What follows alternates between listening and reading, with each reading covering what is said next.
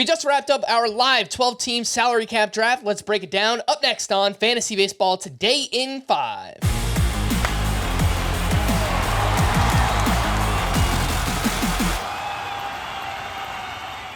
Welcome into FBT in 5 on Friday, March 8th. I am Frank Samfeld, joined by Scott White, and this is a real draft that we're playing out. 12-team Roto, standard 5x5 categories. Again, a live salary cap / auction draft that we were hosting and drafting. It's always a fun time. Scott, let's run through your team. We'll first take a look at your offense. And at catcher, you have Alejandro Kirk and Cal Raleigh. In the infield, Freddie Freeman, Nico Hoerner, Max Muncy, Francisco Lindor, Dansby Swanson, and Noelvi Marte. And then your outfield, Cody Bellinger, Evan Carter, Sal Frelick, Brandon Nimmo, Giancarlo Stanton. And in case everyone's thinking, that seems light, Shohei Ohtani as your utility hitter. Worth mentioning, you just made a trade. I did just make a trade, yes. But I guess I'll get to that in a minute. But yeah, so obviously Freeman and Ohtani and Francisco Lindor were the big ticket items. Freeman for 40, Ohtani for 39, Lindor for 31. And I think those three give me a really firm foundation in all 5 categories.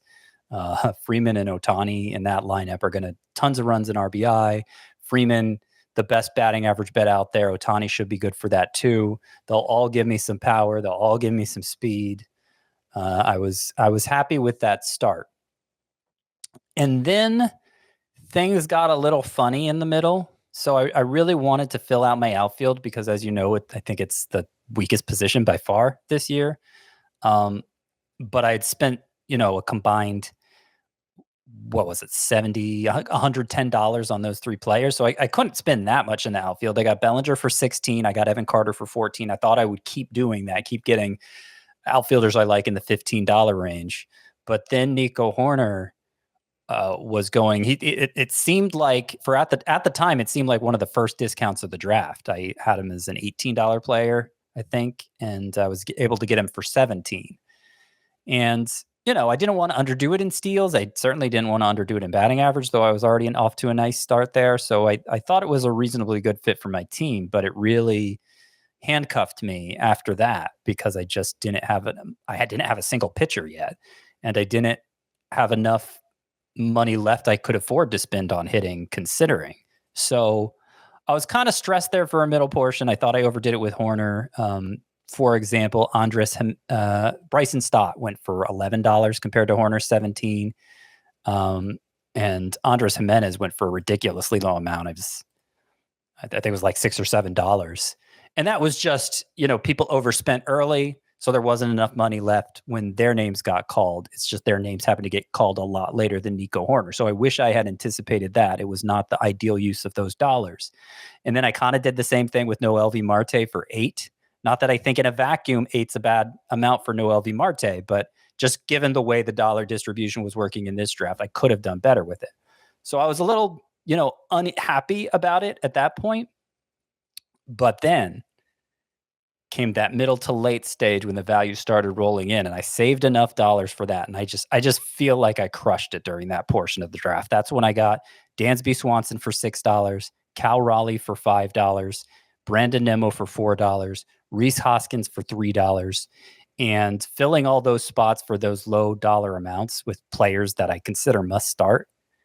I mean, that got me back in it, and I feel really good about the balance of my offense and just the strength of it overall. And by the way, that stage of the draft, I think it did even better for my pitching staff, which we'll get into. Yes, we will. Worth mentioning, Rhys Hoskins, you mentioned that you won him. After the draft ended, you traded away Rhys Hoskins and Davis Schneider to get Max Muncy, which helped make you feel better about Noelvi Marte. Right. One of my biggest concerns there. So I had Rhys Hoskins in my corner infield spot, Marte in my third base spot. Obviously, kind of a risky guy to rely on there. I didn't get a third baseman in the reserve rounds, but I did get Ryan Mountcastle. I got Jose Abreu. Where am I going to play them? They would be great fallback options at corner infield, but I had Rhys Hoskins there already, so that wouldn't work. That Muncy trade, trading Rhys Hoskins for Muncy. Now Muncy's my starting third baseman. Noelvi Marte slides over to corner infield. And if that doesn't work out, I got Ryan Mountcastle and Jose Abreu to fall back on. So yeah, that made me feel a lot better about that one kind of suboptimal situation at third base. Your pitching staff, you wound up with George Kirby, Chris Sale, Justin Steele, Chris Bassett, Merrill Kelly, Nick Pivetta, and then you also got Kodai Senga, who will start the year on the IL. But you got relievers, Jose Leclerc and Robert Suarez. On the bench, Yuki Matsui, so hoping to lock up the Padres bullpen one way or another. And then Frankie Montas and Luis Severino. Injury risks, but do come with upside, yeah.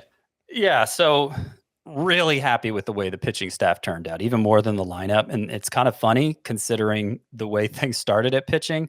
So Kirby was my big ticket item at $22. I just thought he went low relative to the other ace caliber pitchers. And then, Chris Sale at 14. I needed some strikeouts there to pair with Kirby. Justin Steele for 13. I think he's just undervalued in general. So that was my top three, and it was okay. But I didn't want to have to dip too far into the glob.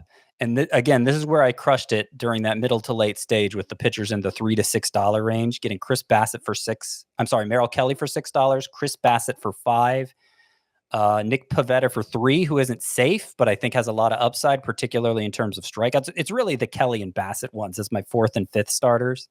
Fifth and sixth by the time Kodai Senga comes back, right?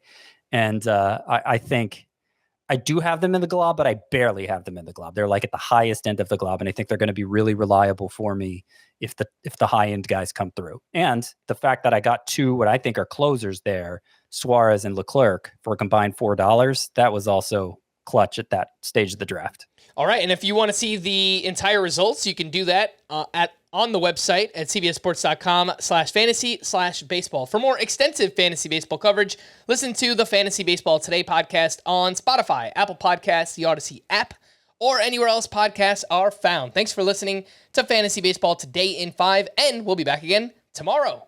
Bye-bye.